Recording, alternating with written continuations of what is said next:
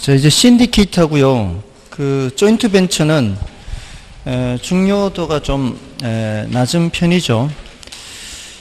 일단 신디케이트는 그게 이제 투자자 모집 이렇게 번역을 할 수 있지 않습니까? 투자자를 모집하는데 이제 그 의의를 보시면 부동산의 개발, 취득, 관리, 판매 등의 업무를 수행함에 있어서 여러 명의 투자자가 부동산 전문가의 경험을 동원하여 공동으로 부동산 프로젝트를 수행하는 것이죠. 돈 있는 사람들이 이제 전문가하고 이제 함께 결합하는 건데, 반대로 전문가들이 돈 있는 사람을 모집할 수도 있겠죠. 자, 이렇게 해서 부동산 프로젝트를 이제 공동으로 수행하는 건데, 직접 투자이면서, 이거는 지분금융의 한 가지입니다. 직접 이제 함께 투자를 하는 거죠. 근데 그 니은의 합자회사 형태 이렇게 나오죠. 합자회사 형태의 경우, 개발업자가 신디케이트가 되고요. 투자자가 이제 유한 책임 사원이 되는데, 개발업자가 무한 책임 사원이 돼요. 그 유한 무한의 의미가 이제 책임의 한계가 없다, 책임의 한계가 있다 이런 의미죠. 예를 들어서 만약에 도산이 된다 그러면은 돈을 댄 사람 입장에서는 자기가 댄 돈만 날리면 끝이에요. 더 이상의 책임이 없어요. 근데 그 개발업자는 신디케이트는 무슨 손해배상 책임이라든가 이런 관리 운영상 책임이 있으면은 그런 것까지 다 져야 되는 게 무한 책임 사원이에요.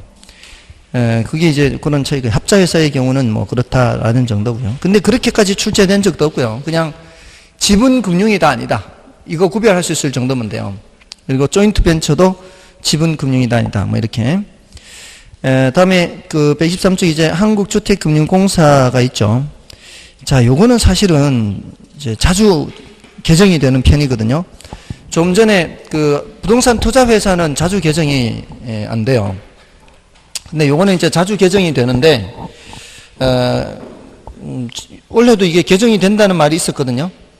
그래서 이건 뭐 지금 이게 3월 3일 현재 이렇게 했는데요. 그 사이에 또 바뀐 게 있어요. 또 사실은 요 세부적인 게.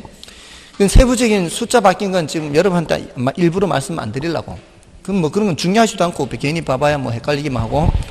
근데 이제 대략적인 거, 가장 이 제도의 취지, 골자 이런 것들은 자주 출제되고 중요하고 개정도 잘 안 돼요. 그러면 그냥 세부적인 숫자 같은 게 바뀌는 거지, 중요한 굵직굵직한 그거는 안 바뀌거든요. 자, 이 제도의 취지는 뭔가 하면은, 이게 주택연금이잖아요. 주택연금. 이게 이제 역저당이라고 돼, 역저당. 보통의 저당은 어떻습니까? 지금 대출받아서, 푼돈으로 갚아나가죠.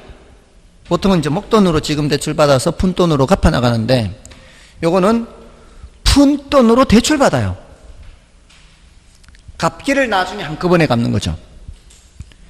자, 이거는 취지가, 노후 대비가 안 돼 있는 이제 노년층.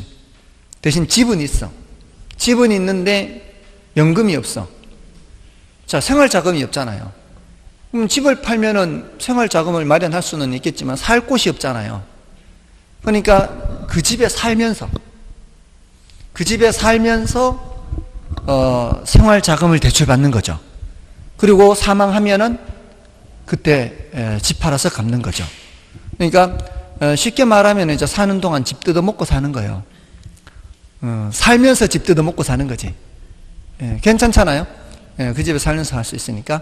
그러니까 푼돈으로 대출받아서 나중에 한꺼번에 갚는다. 이게 이제 기본 취지예요. 괜찮죠? 괜찮은데 이제 이게 2003년도에 이게 도입이 됐거든요. 2003년도에 이게 도입이 됐을 때 한국주택금융공사가 이런 보증을 서기 전에 시중은행에서 이런 상품이 나왔어요. 상품이 나왔는데 굉장히 획기적이에요. 저도 이제 매스컴 보고 알았어요, 그때는. 굉장히 굿 아이디어다 이거. 근데 가입 실적이 별로 안 좋은 거예요. 가입 실적이. 왜냐하면은 이제 금융기관 입장에서는 이 사람이 사망할 거를 어느 정도 예상을 해야 될 거 아니에요. 몇 년 후쯤에 사망할 걸 예측을 해서 그때까지 부동산 가격이 얼마쯤 될 것이다를 예측하고 그 사망하는 시점에서 부동산을 매각해서 대출금을 회수해야 되니까 이게 예측이 잘못돼 버리면은 회수가 잘 안 될 수 있잖아요. 그러니까 보수적으로 예측할 수밖에 없죠. 보수적으로 예측하게 되면은 대출받는 연금이 적을 수밖에 없죠. 그 터무니없다라고 생각하는 거죠. 이제 가입하는 사람들 입장에서는. 그리고 가입하는 사람도 이게 이제 예를 들어 15년 만기다. 이렇게 하면 지금 내가 65세에 가입하면은 15년 후면은 80세니까 그때쯤이면 거의 죽을 것이 확실하긴 한데 혹시라도 안 죽으면 이제 만기가 돼가면 갈수록 이제 죽어야 되는데 이제 갚아야 되니까 갚으면 이제 집 팔아 갚아야 되니까 다음이 대책이 없죠. 다음이. 그러니까 이게 가입하는 사람들이 막상 이게 가입이 좀 주저스럽고요. 대출하는 입장에서도 많이 대출 못 해주고, 자, 이런 상황이 된 거죠. 그러니까 이제 실적이 별로 안 좋은 거지. 그래서 한국주택금융공사가 보증을 선 거예요. 보증. 죽을 때까지 해줘라. 평균적으로 사망할 것으로 예상되는 그 시점보다 더 오래 살아도 계속 대출해줘라. 모자라면 내가 보증 선다. 한국주택금융공사가 보증을 선 거죠. 근데 15년 예상하고 대출 받았는데 5년 만에 죽을 수도 있잖아요. 그럼 집 팔아서 많이 남겠죠. 그거는 상속시켜줘라.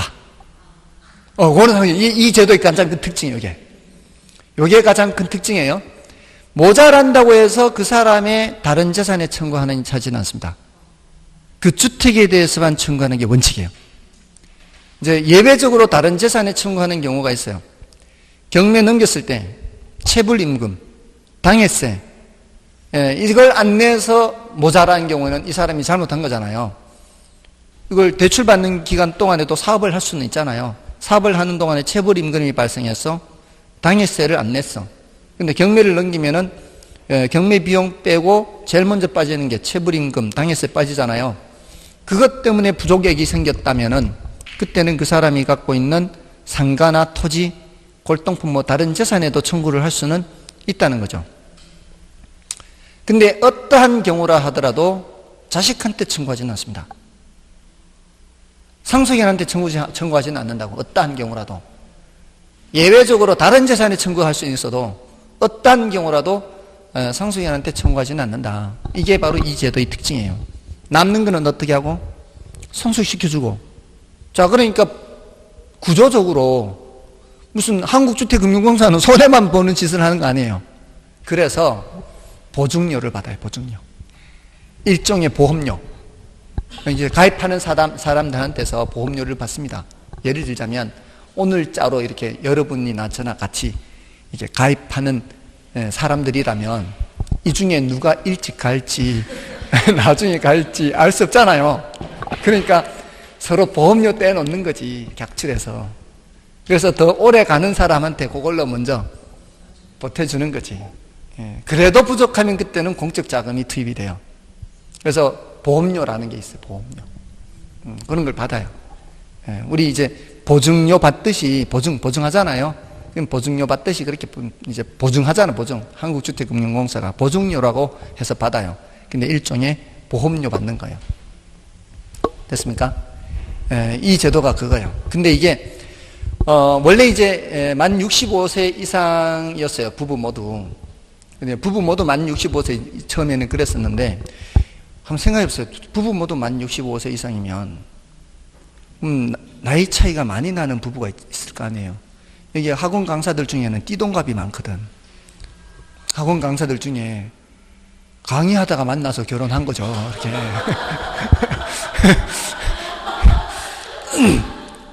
그러면은 부인이 65세면 77세예요. 더군다나 남자가 수명이 더 짧잖아요. 남자 갈 때 다 돼가지고 자격되는 거죠. 부부 모두 65세면. 우리 아버지도 어머니보다 5살이 많은데 남자 평균 수명이 짧은 데다가 더 여자보다 이게 둘 다 65세 되려면은 남자는 거의 갈 때 다 됐고 뭐 대신 이런 게 있어요. 이게 주택을 담보로 연결받다 보니까 이 두 사람이든 한 사람이든 똑같은 금액 대출받는 거예요. 그러니까 남자가 일찍 가면 혼자 풍족하게 쓸 수 있는 거죠. 이 여자를 위한 제도라는 거지, 이게. 그래서 연령을 5살 낮추면서 소유자나 배우자 둘 중에 한 사람만 60세 넘으면 돼요. 이제는.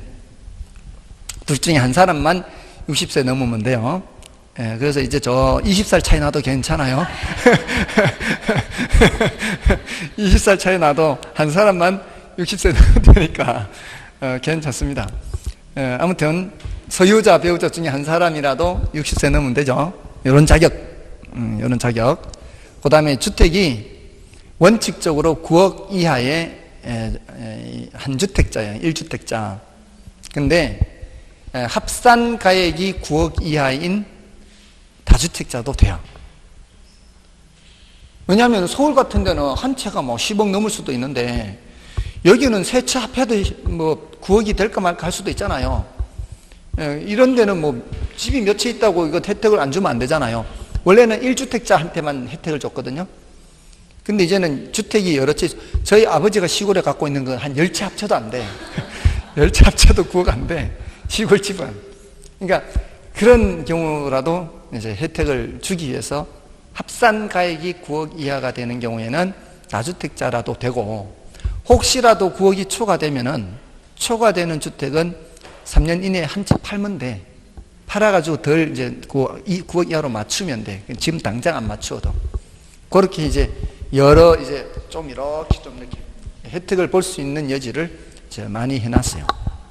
자, 아무튼 그리고 이제 주택이어야 되고 당연히 주택이 아니면 안 되겠죠. 근데 이제 주택하고 상가하고 이렇게 겸용으로 돼 있을 때에는 주택이 차지하는 면적이 2분의 1 이상이면 돼요. 그러면 주택으로 봐줘요. 자, 그렇게 해서 대출을 받습니다. 자, 이제 기본적인 건 됐죠. 자격은 이제 만 60세 이상 둘 중에 한 사람이라도, 그다음에 9억 이하 주택이라야 되고, 됐나요? 자, 이런 것들. 다주택자도 9억 이하면은 합산가액이 9억 이하면 되고, 그러면 되는데, 자, 이게 대출, 그리고 이제 남으면 상속시켜주고, 모자란다고 원칙적으로 주택 외에 다른 재산에 청구하는 거 없다. 그렇죠. 이제 부부 중에 한 사람이 사망하더라도 6개월 이내에 바로 그걸 승계를 하면 되니까 이제 상속재산 넘어가잖아요. 상속재산 넘어갈 때 소유자가 죽으면 그렇게 넘기면 되는 거고, 배우자가 죽으면 관계없죠. 이제 그 소유자가 채무자가 되는 거니까 그냥 그대로 가면 되는 거죠. 아무튼 근데 중간에 집이 멸실되거나 하면 안 되겠죠. 불이 나가지고 없어졌다. 그러면 이거는 종료가 되는 거예요. 그거는 은행이 책임질 수는 없잖아요.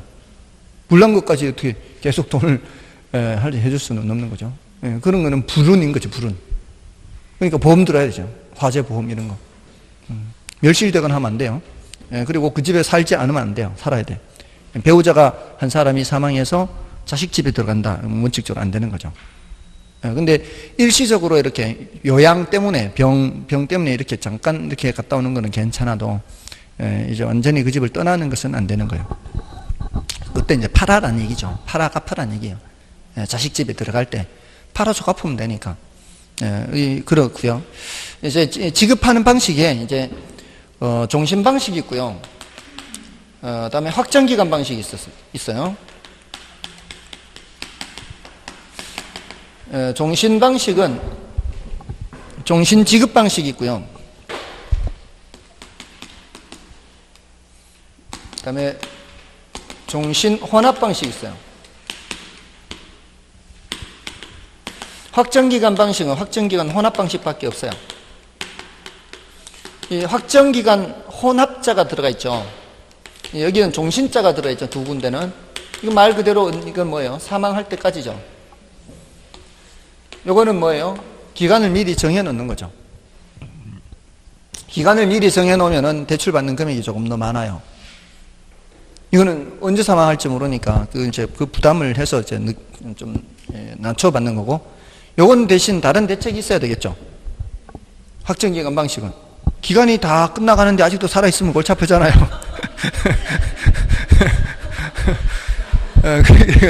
다른 대책이 좀 있어야 되는 방식이고. 아무튼, 근데 이제 혼합이라는 게 뭐, 이제, 이 혼합은 뭘 의미하는가 하면은 수시 인출금이 있는 거예요.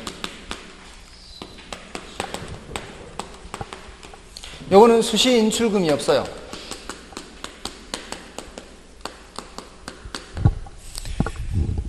수시 인출금의 용도는 뭐 수술,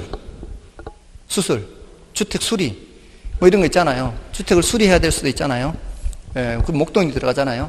또 수술 같은 것도 뭐 몇 천만 원 들어갈 수도 있잖아요. 이런 걸 대비해서 수시 인출금을 남겨 놓는 거죠. 대신 그렇게 되면 매달 대출 받는 게 줄어들겠죠. 그런 이제 단점은 있어요. 아무튼 수시 인출금이 없어요. 이 종신적 방식은. 그러니까 얘는 조금 더 대출을 많이 받겠죠. 조금 더 대출을 많이 받아요. 자, 이런 식으로 이렇게 대출을 해주고 있습니다. 그리고 얘는 대출을 한국주택금융공사가 해주는 거예요? 아니면 시중은행이 해주는 거예요? 시중은행이 해주는 거예요. 시중은행이 대출을 해주고 한국주택금융공사는 보증을 쓰는 보증.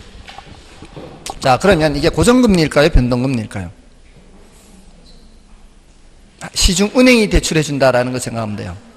시중은행은 변동금리. 그래야지. 금융기관은 고정금리 선호하지 않아요. 더군다나 이 사람이 뭐 한 20년 막 이렇게 대출받을 수도 있는데, 이 고정금리로 해놔버리면, 금리가 낮아지면은 일찍 갚아버리려고 할 가능성이 많고, 다른 걸 빌려서라도, 금리가 올라가면 절대 안 갚지. 끝까지 이제 대출받는 거지. 그죠? 그리고 나중에 사망했을 때 그 집을 반드시 팔아서 갚아야만 하는 건 아니에요. 어쨌든 자식들이 어떻게든 갚으면 되는 거지. 갖고 그 집을 그냥 상속받든가 그렇게 해도 관계없으니까. 그거는 그냥 사인간에 그냥 대출받았는 거를 한국주택금융공사가 이제 보증을 서서 쓰니까 혹시라도 손해보더라도 한국주택금융공사가 손해보게끔 이렇게 한 거란 말이에요. 뭔지 이제 아시겠죠? 그럼 뭐 만약에 집값이 많이 올라갔는데 저거 경매 넘겨서 이렇게 팔아가지고 이렇게 하기엔 너무 아깝다 이렇게 생각이 들면은 그냥 다른 돈으로 갖고 그냥 상속받으면 되는 거지. 아무튼 이게 고정금리가 아니고 변동금리. 됐죠? 일단 다른 거 보지 마세요. 지금 설명 들은 그 정도, 이게 대충 이런 제도구나 이렇게만 해도 이 굵직굵직한 건 다 들은 거예요. 그 다음에 이제 125조에 가면 이제 보금자리론이라는 게 있죠. 보금자리론이라는 거 있잖아요. 이거는 주택담보대출을 말하는 거예요. 125쪽의 표. 125쪽의 그 중간에 타이틀 있죠. 이건 주택담보대출인데, 요거는 한국주택금융공사가 대출해주는 거예요. 요거는 한국주택금융공사가 대출해주는 거예요. 신청 대상은 뭐라고 돼 있어요? 민법상 성년인 대한민국 국민 이렇게 돼 있죠. 민법상 성년이 몇 세 이상이에요? 이게 재작년까지는요, 만 19세 이상인 대한민국 국민 이렇게 있었어요. 근데 지금은 민법상 성년인 이렇게 바뀌었어요. 민법상 성년인하고 만 19세하고 다를 수 있기 때문에. 왜 다를까요? 그렇죠. 의제성년. 만 19세가 안 됐는데 결혼할 수도 있잖아요. 엊그제 유튜브 보니까 만 18세 고등학교 2학년들이 결혼한다고. 둘이 신혼 가고 알아보고 고등학교 2학년 둘이 만 17세밖에 안 되죠. 그러면 고등학교 2학년이면 만 17세 맞나요? 예? 맞죠? 만 17세. 고등학교 2학년이면 17, 18 맞죠? 고등학교 2학년이면 만 17세죠. 저거 알아보러 다닌다고. 결혼하면 걔네들은 이제 성인이 되는 거지. 성년이 되는 거지. 그러면은 걔들도 집은 필요할 거 아니에요. 대출 받아야 될 거 아니에요. 그러니까 대출 이제 받는 거죠. 만약에 근데 얘네들이 이혼하면 어떻게 될까요? 다시 미성년자? 이혼할 수 있잖아. 만 만 19세가 되기 전에 야, 안 맞는 것 같아 이렇게 또 이혼을 하면은 근데요, 한번 어른 된 애를, 아니 애가 아니지, 어른 된 사람을 애라고 다시 돌려보낼 수는 없잖아요. 옛날에는 이걸 벌써 상투 틀고 이제 머리 올렸잖아요. 근데 이혼했다고 애라고 하면 안 될 거 아니에요. 그래서 판례는, 학설은 이혼을 해도 성년으로 봐주는 게 학설일 거야 아마. 민법에는 규정은 없어요. 그러니까 민법에는 규정이 없으니까 이런 경우를 대비해서 이제 그런 학설이 있고 판례가 있고 이런 것이 있는 거죠. 제가 생각해도 그렇고 여러분도 생각해도 그렇지 않나요? 이미 머리 올리고 했는데 다시 내려가지고 이렇게 뱅기 머리 닦고 이럴 수는 없잖아요, 이게. 맞잖아요. 아무튼 그래서 이렇게 민법상 성년 여러 말이 있는 거예요. 민법상 성년. 민법상 성년 대한민국 국민이고 무주택자 또는 1주택자도 돼요. 왜냐하면 일시적으로 2주택이 되는 건 되니까. 우리 왜 이제 갈아탈 때 여기 이제 집을 일시적으로 2주택 있을 수 있잖아요. 그렇게 하고요. 일단 디귿 같은 거는 신경 쓰지 마세요. 디귿 같은 거 신경 쓰지 마시고. 그다음에 대출 실행일부터 만기까지 고정금리입니다. 이거는 고정금리죠. 차이점이 있죠. 왜? 아까 그거는 시중은행에서 대출해 주는 거고, 요거는 한국주택금융공사가 대출해 주는 거고. 그다음에 대상주택은 이번에는 6억입니다. 6억. 왜냐하면은 사람들 이제 저걸 막으려고. 원래는 6억 아니었거든요. 규제가 강화되면서 이게 이제 6억까지 내려온 거예요. 다음에 공구상주택이고 6억 초과주택은 안 되고요. 대출 한도는 최대 3억까지 됩니다. 최대 3억까지 되고요. 주택담보가치 최대 70%까지입니다. 원칙이 그렇고요. 그런 것들은 중요도는 낮아요. 왜냐하면 경우에 따라 70%도 되고 경우에 따라 80%도 되면은 질문하기도 애매하잖아요. 그러니까 이제 원칙적으로 70%까지 다 이 정도면 되겠고요. 대출 기간은 10, 15, 20, 30 네 가지가 있어요. 최단기가 10년이고 최장기가 30년까지 있고요. 그다음에 상환 방식은 그 기억 니은 위주로 보시면 돼요. 기억 니은. 원리금 균등도 있고 원금 균등도 있고 체증식도 있죠. 다 있어요. 원리금 균등, 원금 균등, 체증식 있죠. 근데 거치 기간이 있어요, 없어요? 거치 기간 없어요. 이자만 주는 거 있어요, 없어요? 이자만 주는 거 없어요. 이렇게 세 가지 있는데 체증식은 처음에 부담이 적기는 하지만 나중에 부담이 크니까 지금 나이가 든 사람한테 하면 안 되겠죠. 한 50 되는 사람한테 체증식 하면은 30년 만기로. 그러니까 체증식은 만 40세 미만이에요. 그다음에 거치기한 없이 바로 원금 이자를 갚아야 돼요. 자, 요거 거기까지만 하세요. 디귿은 보지 마시고요. 자, 그럼 됐습니다. 자, 오늘 문제를 좀 볼까요? 4번, 5번. 4번에 한국주택금융공사의 업무가 아닌 것은 저당 채권 유동화. 요거 하죠. 지난주에 했고요. 저당 채권 보유. 채권 보유도 해야 되겠죠. 주택 건설 사업자가 선분양한 주택의 완공 보증. 이런 거 할까요? 그럼 일단 패스. 주택담보 노후연금 보증.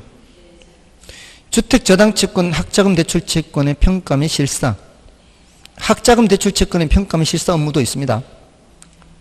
주택저당채권뿐만이 아니라 학자금 대출채권의 평가 및 실사 업무도 있어요.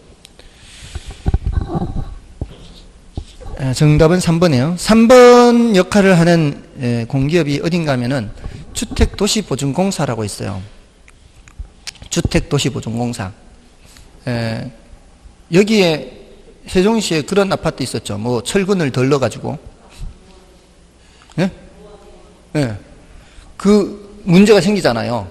그러면은 주택도시보증공사에서 그걸 보증을 한다고요. 중간에 혹시라도 부도가 날 수도 있고, 잘못될 수도 있잖아요. 뭐 건물이 잘못되거나 지난번에 불난 것도 있죠. 불나가지고 회사가 이제 완공을 할 수 없는 처지가 되어버렸어요. 이렇게 막 엄청나게 이게 비용이 더 추가로 많이 발생해서 그럴 때 이제 그 주택도시보증공사에서 그런 완공을 보증하는 거죠. 그런 업무를 하는 회사가 있어요. 주택도시보증공사. 근데 그거는 규모가 일정 규모 이상일 때는 의무적으로 주택도시보증공사에 그 건설사가 가입을 해야 돼요. 보험 가입을 해야 저기 보험 보증을 해주지. 근데 보험 가입을 해주는 건 우리가 보통의 경우 이제 청약하잖아요. 우리가 보통의 경우 청약하는 경우는 이제 대규모로 청약받는 건 대부분 건설사가 의무적으로 가입이 돼 있어요. 근데 규모가 일정 규모 이내는 의무사항이 아니에요. 그런 경우에는 규모가 작은 경우에는 분양 신청했는데 이 회사가 보험에 가입 안 했는 회사라면은 돈 날릴 수도 있어요. 부도가 나면. 그러니까 규모가 작은데 분양 신청할 때는 잘 보고 해야 돼요. 규모가 작을 때는 조심해야 된다고. 규모가 작을 때는 함부로 이렇게 분양 신청하려고 하지 말고 이렇게 자세히 안전장치를 마련하고 봐야 돼요. 여기에 익숙해져 있는 사람들이 당연히 이제 될 거라고 생각하고 했는데 규모가 작은 경우에는 안 될 수 있어요. 확인하고 해야 돼. 아무튼 그런 보증하는 데가 주택도시보증공사가 있다고요. 그러니까 3번이 틀린 거고요.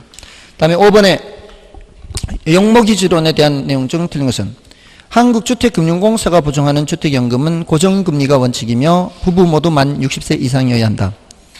틀렸죠. 변동금리가 원칙이면서 배우자나 소유자 둘 중 한 사람만 60세 이상이면 되죠. 그 다음에 정규적인 소득은 없지만 부동산을 보유한 노년층에서 활용할 수 있는 생활비 차입 금융대부 방식이다. 맞고요. 그 다음에 노년층의 보유주택을 담보로 자녀 생애기간 동안 연금 형식으로 매월 일정액의 생활비를 지불받을 수 있죠. 그 다음에 주택연금은 계약기간 말에 대상 주택이 매도되거나 차입자가 사망함에 따라 종료가 되고요. 주택연금이 종료되면 담보부동산의 매도 등을 통하여 주택연금 지불액의 원리금 합계액이 일시불로 상환이 됩니다. 정답은 1번이고요. 자, 이제 넘어가셔서 이제 부동산 이용 개발할 이런 내용들입니다. 자, 여기서는 이게 중요도가 좀 낮습니다. 지금 앞부분은 그 부동산 이용 활동은 10년간 한 번 출제가 됐어요. 10년간 한 번 출제됐는데 그게 출제가 도시 스프롤 현상에서 출제가 됐어요. 근데 만약에 다시 여기 129페이지까지 이 내용 4페이지 중에서 출제가 된다면 또 도시 스프롤 현상이 출제될 가능성은 좀 낮겠죠. 만약에 출제된다면은 제가 생각하기에 가장 높은 확률이 129쪽의 직주분리와 직주접근이에요. 직주분리와 직주접근이 그나마 확률이 가장 높습니다. 자, 다른 것들은 이제 단어만 좀 체크를 할게요. 용어만. 자, 126쪽에 최유효 이용 있죠. 워낙 많이 들어보셨죠. 가장 잘 이용하는 것을 말하죠. 근데 이 최유효 이용이라는 것도 복합 개념으로 파악해요. 복합 개념으로 파악한다는 건 또 뭘 의미하는 거예요? 법경기가 나와야 된다는 얘기예요. 법경기. 법적인 개념으로는 이제 합리적 합법적 이용이라 해야 되고요. 합리적 합법적. 경제적인 측면은 최고 수익에 대한 증거가 있어요. 최고 수익. 수익이 가장 높아야 되겠죠. 경제적으로는 최유효 이용이니까 가장 잘 이용하는 거니까. 이거는 기술적인 측면에서는 물리적 채택 가능성, 물리적 채택 가능. 자, 이게 이제 최유효 이용이에요. 최유효이 뭐예요? 합리적 합법적인 이용이면서 최고 수익에 대한 경험적 증거 있으면서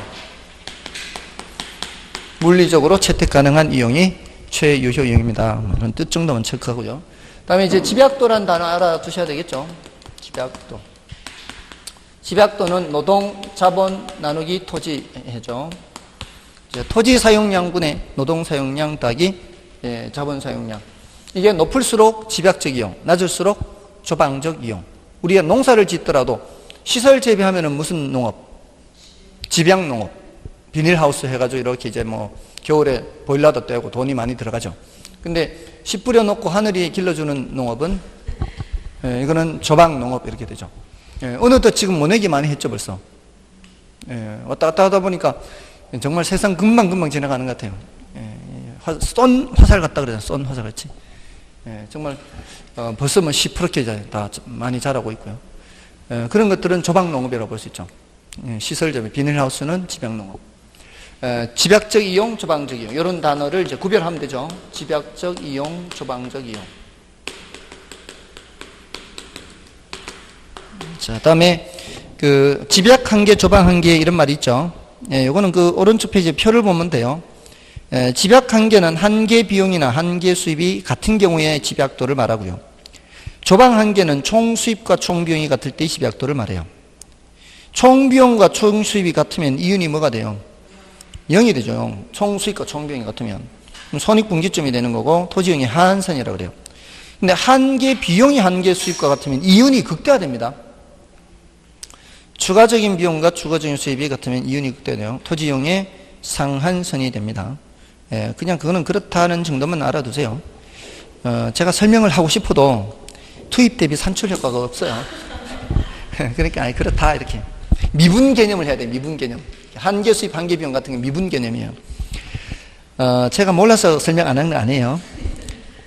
다음에 입지잉여와 한계 입지 있죠. 입지잉여는 입지가 뭐예요? 입지잉여는 위치가 좋아서 발생하는 이익. 입지, 위치, 잉여, 이익, 남는 거. 그러니까 위치가 좋아서 남는 이익. 자, 이게 어떤 곳이 뭐 하기 이제 좋은 자리들이 있잖아요.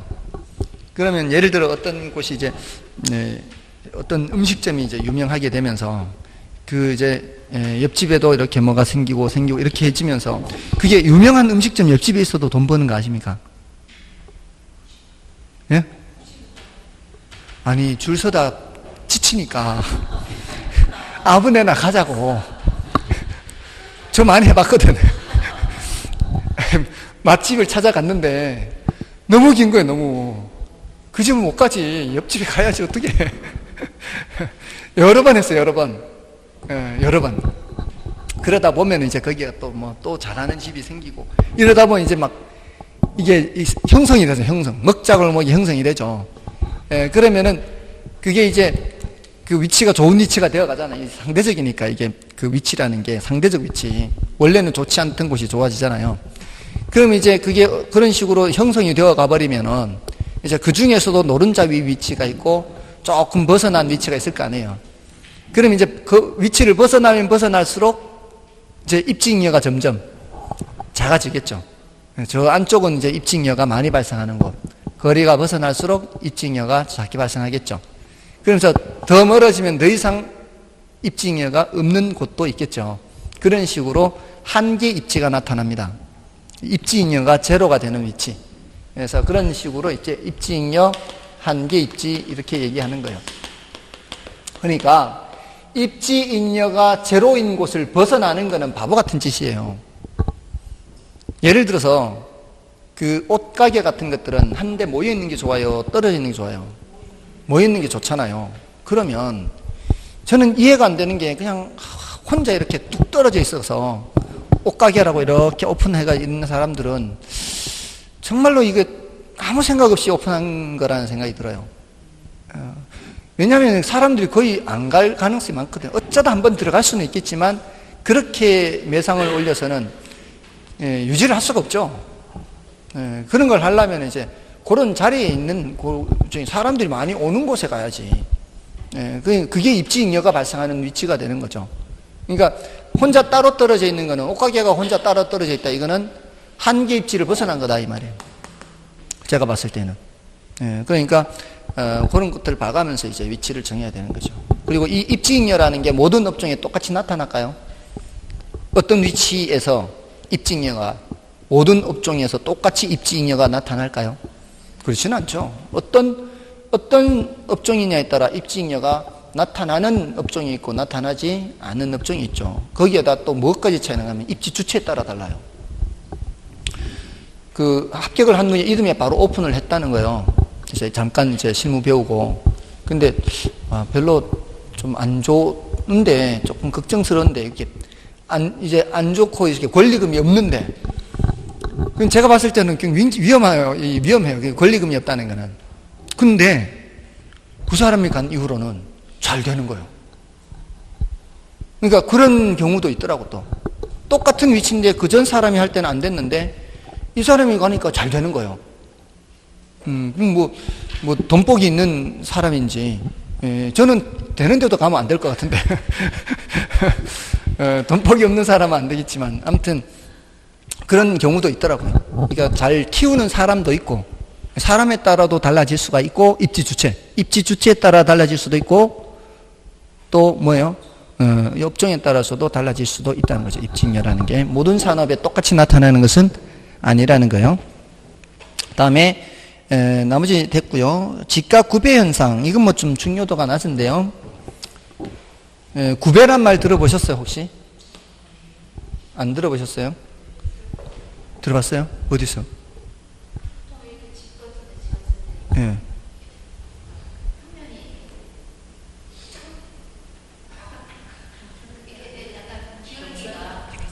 드디어 다 왔어요. 기울기. 이 단어 기다렸어요. 왜 이걸 해야 돼요? 왜 이걸 해야 되죠? 기울기를 왜 신경 써야죠? 배수 때문에. 배수 때문에. 욕실에 수채구멍이 있는 위치에 알맞게 기울어져 있어야 되거든.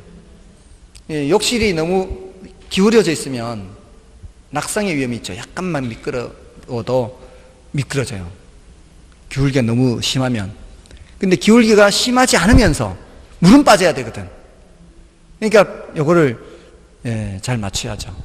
근데 이거는 국적 불명의 용어예요. 구배는. 이거는 국적 불명의 용어입니다. 이런 것은 학자들이 쓰면 안 돼요. 이거는 고바이라는 거죠. 고바이.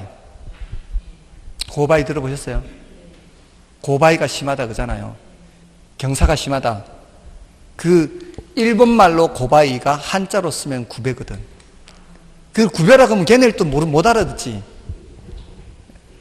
한자로 쓰면 걔네들은 알아보겠지. 한자로 쓰면. 근데 그거는 전혀 그런 뜻의 한자가 아니에요. 걔네들은 음독을 하고 훈독도 하고 음독도 하고 막 그러니까. 기울기 또는 물매, 더 정확한 번역은 물매. 아주 좋은 순우리말입니다. 이런 말, 순우리말 빼놓고 이런 걸 쓰면 안 되지, 학자가. 기울기다라는 뜻이 기울기, 물매. 그러니까 이제 소도시의 경우에는 이렇게 도심에서는 급격하게 지가가 떨어지다가 이제 멀어지면서 완만하게 떨어지는 이런 현상을 지가 구배 현상 이렇게 얘기를 하는 거예요. 지가 구배 현상. 기울기가 이렇게 내려가는 걸 지가 구배 현상. 근데 뭐 별로 중요도는 높지 않고요. 한 번 정도 말씀드립니다. 대도시의 경우는 그렇지가 않아요. 이렇게 하지 않습니다. 이거는 소도시는 이렇게 하는데요. 대도시는 이렇게 이제 부도시면서 이렇게 올라가죠. 이렇게. 서울을 예를 들자면 명동에서 이렇게 높았다가 쭉 떨어지다가 용산이나 영등포 같은 데 가면은 다시 이렇게 올라갔다 쭉 이렇게 내려가다 용산 올라갔다가 또 영등포 이렇게 올라갔다 이런 식으로 떨어진다 이 말이에요. 이런 게 이제 대도시의 경우고요. 그다음에 도시 스프롤 현상은 도시가 무질서 불규칙하게 평면적으로 확산되는 현상을 말하고요. 그 원인은 개발도상국이나 후진국에서 도시계획이나 토지용격을 소리하면서 비롯됩니다. 그리고 그 유형은 저밀도 연쇄개발형, 고밀도 연쇄개발형, 비지적 현상 침입 여러 가지가 있죠. 저밀도 연쇄개발형은 이제 합리적 밀도 수준 이하의 수준으로 인접지를 잠식하고요. 고밀도 연쇄개발형은 합리적 밀도 수준 이상의 수준으로 인접지를 잠식하죠. 그리고 비지적 현상 침입도 있고요. 이거는 이제 개구리가 뛰는 것처럼 중간중간에 공지를 남기면서 확산되는 것을 비지적이라 그래요. 비지할 때 날비자 땅지자예요. 여기가 이제 도시가 있으면 중간중간에 공지를 남겨서 개구리가 띵뛰듯이. 비지라는 게 날비자 땅지자인데 비지국이라는 용어가 있어요. 국제정치에 비지국. 들어본 것 같아요. 먹는 비지국은 아니겠죠. 그건 아니고 이게 뭔가 하면은 A라는 국가와 B라는 국가가 있을 때 A라는 국가 사이 속에 B라는 국가 땅이 있는 거예요. 특히 이게 적성국일 때 문제가 되는 거죠. 적성국일 때 A라는 나라와 B라는 나라. 이게 이때 B가 이제 비지국이 되는 거죠. B 나라 땅 여기도 있죠. 이런 경우에. 옛날 동독, 서독이 있었죠. 동독, 서독이 있을 때 여기가 동독, 여기가 서독이죠. 베를린이 어디 있었어요? 여기 베를린이 있었던 게 아니고 베를린은 여기 있어요. 동독 속에 베를린이 있는 거예요. 여기 안에 서베를린이 있고 동베를린이 있는 거예요. 그러니까 이 서베를린을 가려면은 이렇게 연결된 기차를 타고 가든가, 여기는 다 철조망이 쳐져 있어서 그 기차를 타고 가는 방법 외에는 뭐 헬기를 타고 가면 이렇게 하거나 이렇게 해서 서베를린하고 서독하고 이제 왔다 갔다 하는 거죠. 이럴 때 요 서베를린이 이제 동독 안에 있잖아요. 그러니까 여기 이제 이 비지국이 되는 거죠. 그때 당시 국제 외교에서는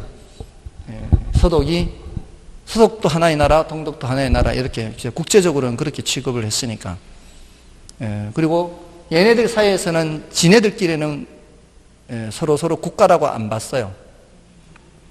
그래서 얘네들은 앞으로 통일이 될 때까지는 헌법을 만들지 말자 해서 헌법을 안 만들었어요. 얘네들은 헌법이라는 게 없었어요. 통일되면은 헌법 만들자 해가지고 그때까지 기본법이라 그랬어요. 헌법이라 안 하고. 그래서 서독의 경우 본기본법 했어요. 본기본법. 그래서 헌법이 없었습니다. 얘네들 사이에서는 서독을 동독을 볼 때 국가로 안 보는 거죠. 국제 정치에서는 각각을 독립된 국가로 보지만 지네들끼리는 국가로 안 보는 거예요. 특별한 관계로 보는 거죠. 사실 우리도 그걸 좀 참고할 필요는 있습니다. 아무튼 비직국이 있어요. 비직국. 이렇게 이제 무질서하게 확산되는 것을 비지적 스프롤 현상 그래요. 무질서하게 확산되니까 땅값이 어떻게 했어요? 땅값이 많이 싸겠죠.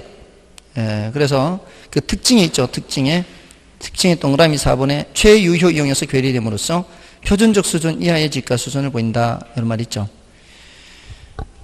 그리고 그 주거지역뿐만이 아니라 특징 동그라미 1번에 상업지역, 공업지역에서도 발생하고요. 도심지보다는 주로 이제 외곽에서 발생하겠죠. 당연히 평면적으로 확산되는 거니까.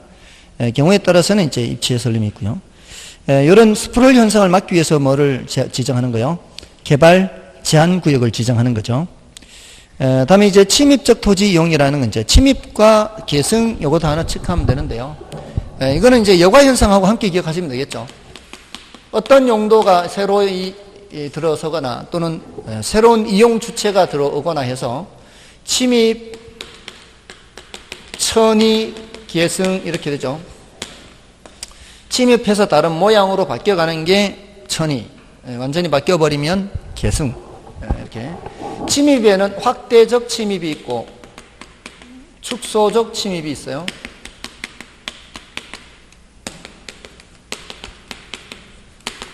확대적 침입은 침입의 결과 집약도를 높이는 걸 말해요. 이거는 집약도를 낮추는 거죠. 어떤 게 일반적이에요? 이게 일반적이에요. 그래서 주거지역에 상업용이 침입하는 게 일반적이에요. 주거지역에 상업용이 침입하면은 집약도가 높아지겠죠. 이런 정도입니다. 그리고 여가 현상에서도 우리 얘기하잖아요. 여기 이제 고소득 주거지역, 저소득 주거지역이 있으면은, 경계지역이 있으면, 이 고소득 주거지역 중에서 저소득층이 인접한 이곳은 오른쪽보다는 집값이 싸게 거래될 거고, 저소득 주거지역 오른쪽은 더 비싸게 거래될 거면서, 이쪽 지역에서 주택이 이제 슬슬 낡아지기 시작하면은 하나 둘 이쪽으로 침입을 하게 되겠죠. 그러면서 뭐가 나타나요? 하향 여가 현상이 나타나기 시작하죠. 그러면서 이쪽 지역은 점점 불량주택 지역이 되어가면서 재개발 지역 건축을 하게 되면은 여기는 상향 여가가 되어가고요. 그러면서 점차 여기는 이제 하향 여가, 침입과 천이 계승이 되는 거죠. 이런 현상이 나오는 겁니다. 다음에 이제 직주 분리와 직주 접근은 직장과 주거지가 분리되는 현상이 직주 분리. 그 원인은 도심 환경이 악화되고요. 도심지가 땅값이 비싸지기 때문에, 그리고 교통도 발달하기 때문에 그 직주 분리 현상이 나타납니다. 그 세 가지 정도 기억하면 되겠죠. 도심 환경이 되잖아요. 살 곳이 못 돼요, 점점. 그러면서 땅값도 비싸. 그러면 땅값 비싼 데다가 살기도 불편한 데다가 이러면은 당연히 외곽으로 나가는 거죠. 근데 외곽으로 나가더라도 교통이 발달되어 있지 않으면 나갈 수가 없잖아요. 예, 그래서 교통이 발달해야 되고요. 그 결과로 어떻게 돼요? 외곽으로 나가면은 도심은 밤이 되면 텅텅 비죠. 예, 공동화 현상, 예, 도넛 현상이라고도 합니다. 그리고 외곽은 침상 도시화가 되고요. 침상 도시 뭐 베드타운, 잠만 자고 왔다 갔다 하는 곳을 말하죠. 그리고 도심 고동 비율, 이 출퇴근 비율을 말해요. 예, 그 비율이 커집니다. 자, 그렇게 사람들이 나가다 보면 어떻게 돼요? 그 원인, 그 직주 접근이 또 나타났는데 회귀가 되는 이유가 교통체증 때문이죠. 바깥으로 나가면은 안으로 들어왔다 갔다 나갔다 하기가 힘들죠. 그리고 도심 환경도 많이 개선이 됩니다. 자, 그래서 직주 접근이 나타나고요. 그 결과는 도심 건물의 고층화 현상이 나타나요. 다시 돌아오더라도 사람이 살 곳은 한정되어 있는데 많은 사람들이 돌아오게 되면 위로 올릴 수밖에 없죠. 그러면서 도시 회춘화 현상이 나타나요. 이거는 이제 도심이 재건축되고 도심 아파트가 고층화 고급화됨에 따라 도심에 거주하는 소득계층이 저소득층에서 중고소득층으로 유입 대체되는 현상을 말합니다. 이게 이제 직주 도시 회춘화 현상이고요. 그다음에 이제 한계지는 택지용의 최원방권 이렇게 돼 있죠. 택지가 뭐예요? 택지.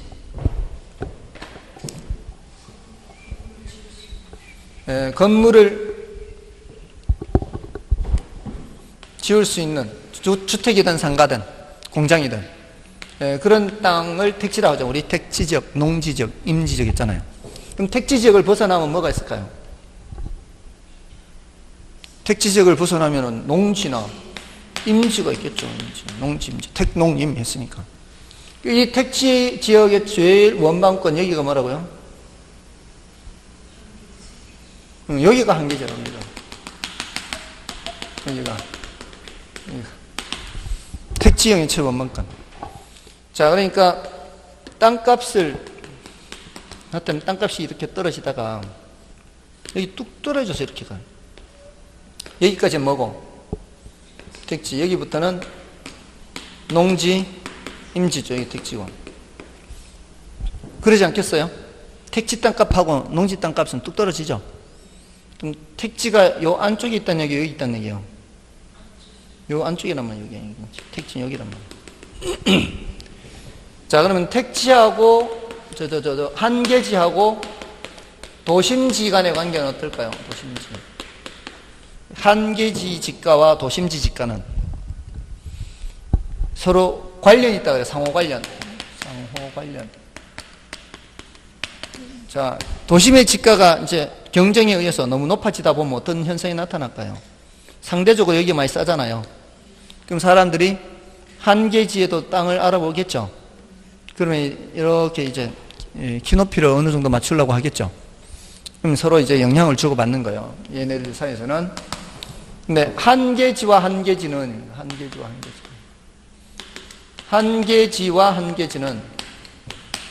밀접한 대체관계래요. 대체관계. 이거 아니면 저거 이렇게 대체관계. 한계지와 주변의 농지 임지는 무관하다 그래. 무관. 아무 관계 없다. 이 땅값하고 이 땅값이 관계없다. 이걸 이제 단절지가 현상 그래요. 단절지가. 자, 이렇게 표현을 합니다. 그리고 그 동그라미 2번에 자가 한계지, 차가 한계지 이런 말 나오죠. 자가 한계지는 자기 집. 그 다음에 차가 한계지는 빌린 집이거든요. 자기 집에서 다닐 때 사람들이 조금이라도 더 먼 곳에서라도 다니는 건가요? 빌린 집에서 더 먼 곳에서라도 다니는 거예요? 자기 집에서 다닐 때 조금이라도 먼 곳에서 다니겠죠. 그런 얘기예요. 그래서 자가 한계지가 조금 더 멀다 이런 겁니다. 자, 이런 거는 뭐 사실 중요도는 좀 낮아서 이렇게 뭐 한 번 정도 이렇게 말씀을 드립니다. 가시면 6번 문제 풀고 좀 쉬겠습니다. 다음은 토지 이용 활동에 관한 기술이다. 가장 옳은 것은 1번의 침입 현상이란 도시의 개발, 성장, 확산이 무질서하게 불규칙적으로 확산되는 것을 말하며 주로 도시 기획이나 토지 이용 기획을 소홀히 한 데서 나타난다. 이거는 스프럴 현상을 말하고 있는 거죠. 그다음에 도심에서는 지가가 높아 생산 요소 대체에 의해 자본보다 토지를 많이 사용함으로 집약적으로 이용된다. 도심에서 자본보다 토지를 많이 이용하나요? 자본을 많이 이용하죠. 틀렸고요. 그 다음에 최유효 이용은 복합 개념에 따라 파악하며 용도 다양성에서 근거를 찾을 수 있다. 맞죠? 그 다음에 집약 한계란 겨우 생산비를 감당할 수 있는 수익만 얻을 수 있는 토지 집약도를 말한다. 겨우 생산비만 감당한다는 건 뭐예요? 이윤이 겨우 생산비를 감당, 이윤이 없는 거예요. 생산비밖에 감당이 안 되면은 이윤이 없잖아요. 그럼 뭐예요? 조방한계, 조방한계. 집약한계는 이윤이 극대화되는 것이죠. 그 다음에 침입적 토지 이용은 확대적 침입이 통상적이며 확대적 침입은 조방적 이용이 집약적 이용을 침입하는 경우에 나타난다. 집약적 이용이 조방적 이용을 침입하는 경우에 나타나죠. 그래서 틀렸고요. 네, 정답은 3번이고요. 자, 이제 부동산 개발 관리. 자, 요거는 좀 쉬고 하겠습니다.